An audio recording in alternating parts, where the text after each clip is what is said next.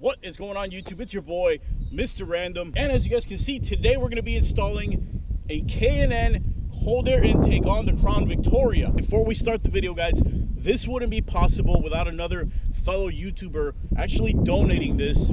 And that other fellow YouTuber is Viper Sil. You guys are seeing it on your screen right now as we speak. There's also a link to his YouTube channel in the description down below and his Instagram. Now, he does a bunch of law enforcement related videos. So not only am I asking you guys to please show Viper some love for donating a freaking brand new K&N cold air intake for my Crown Vic, but as you guys will soon find out, Viper actually donated one more thing, and all I can say is that it makes very whiny noises. Now you guys are gonna have to pardon the wind noise, but essentially K&N claims, and they actually seem to kind of back up with an actual dynograph, that on a 2-valve 4.6 liter engine with a K&N cold air intake, you can expect at least 10 horsepower gain, and it looks like here 10 pound-feet of torque as well.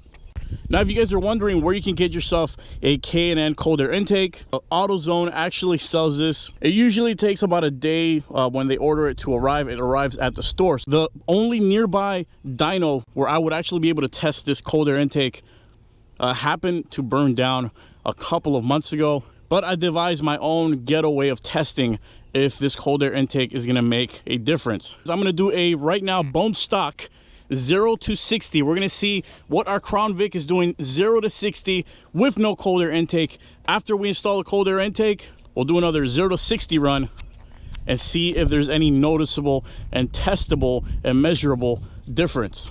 The only thing left to do is to actually install our cold air intake. This is gonna be very quick. Don't worry, I'm gonna show you step by step how to do it. Either way, let's go ahead and first take off our stock intake system. Take one last look, boys, because this is going to be the last time there's any black left in here. After that, it's going to be blinged out, baby. Here we go. Now, before we do anything, guys, you're going to want to disconnect your negative battery terminal. If you want, go all out with the other one, but the negative will do before you do anything. Now, I ended up wrapping the entire thing in this special heat reflecting gold tape.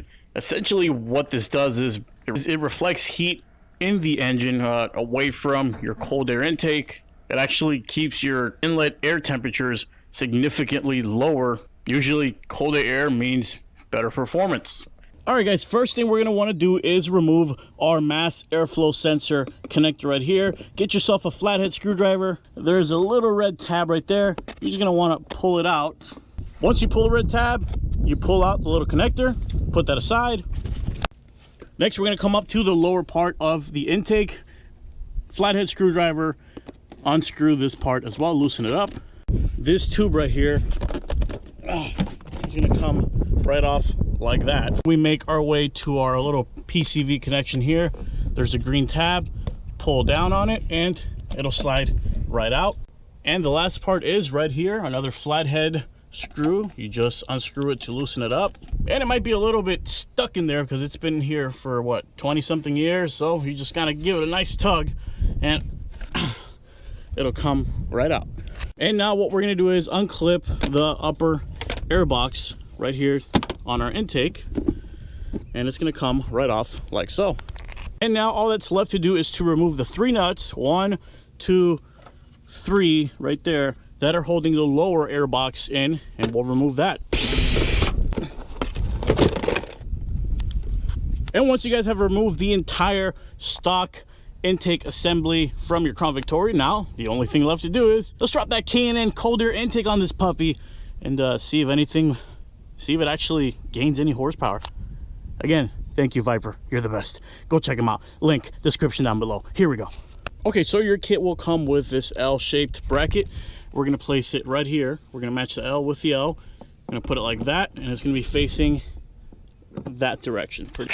Okay, so there's a little L, you see, compared to this one. The little L, that's going to go on the lowermost stud right there. All right, guys, now that you have set up your brackets, you're going to lower your heat shield. It's going to be facing this way with this pointy end sticking out towards the right. You're going to lower your heat shield, secure it with one of the nuts that was originally here in this position, and then just use those 2 studs that the kit provides the top one and the lower one and the little nuts, and you just secure them in place. Now this kit does include some edge trim to kind of lay, you know, on your heat shield, kind of lay it around. I have really bad luck with this. It always comes out and you're gonna have to trim it a little bit. It's not like I'm gonna be cutting my hands with this or anything like that. I'm gonna leave it out. You guys can install it though. Now the next step is to remove our mass airflow sensor right there from the original intake box. As you guys can see, it will take a star bit, a star head or shaped little bit. It's gonna go right in there, and we're gonna remove it out. Once you remove the mass airflow sensor from the original, we're gonna put it onto our now K&N cold air tube right here. There really is no way to get this wrong because it only really goes one way, guys. So next up, we're gonna be installing our PCV attachment. This comes with your K&N kit as well. It's gonna go inside that hole. It's just as simple as screwing it in. The next step is we grab this rubber fitting that came with our kit. You're gonna attach a little hose clamp to it, and this is gonna go where your throttle body is. It's gonna slide in just like that, and then all you gotta do is just tighten it down. Next up, all we have left to do is to put the actual tube through. It's gonna go in through the heat shield first, and then this part is gonna connect to the rubber tube that they provided, but I gotta grab a hose clamp because you gotta put a hose clamp right there to secure it. Now the only other thing that we have to do is connect back our mass airflow sensor connector. Then we get our PCV clamp, and the last step in the installation is you get your cone filter, you plug it right in, and you tighten it with the hose clamp. Don't forget to put your negative terminal back on. So now that our cold air intake has been installed, guys, you're gonna want to turn your car on, make sure there's no leaks, make sure your car isn't idling weird, take a last good look at everything. Everything's really nice and tight. Nothing's going anywhere. So now before I do the 0 to 60 runs to see if this K&N cold air intake made any difference on our Crown Victoria, you know I'm gonna have to rev this thing, man. Let's take a listen to what this actually sounds like. So I'm gonna bring you guys in with the camera. We're gonna put you right up next to the intake and hear some of those loud sucking noises. Really quick, I forgot to point out the actual cone filter, the little cone part of it. On the instructions, it's actually guaranteed for 100,000 miles. You don't have to change it for 100,000 miles.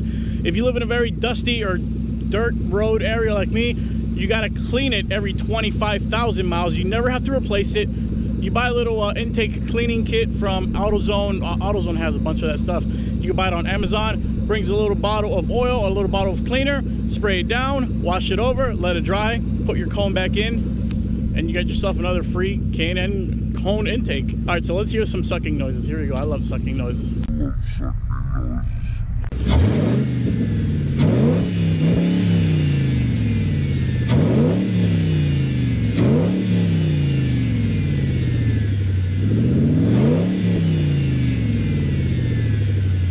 Let's go hit up some 0 to 60 runs. Here we go.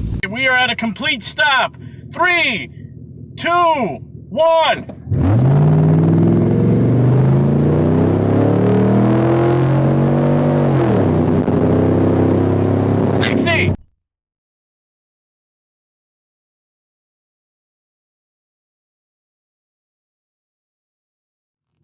K&N cold air intake test. 3, 2, 1.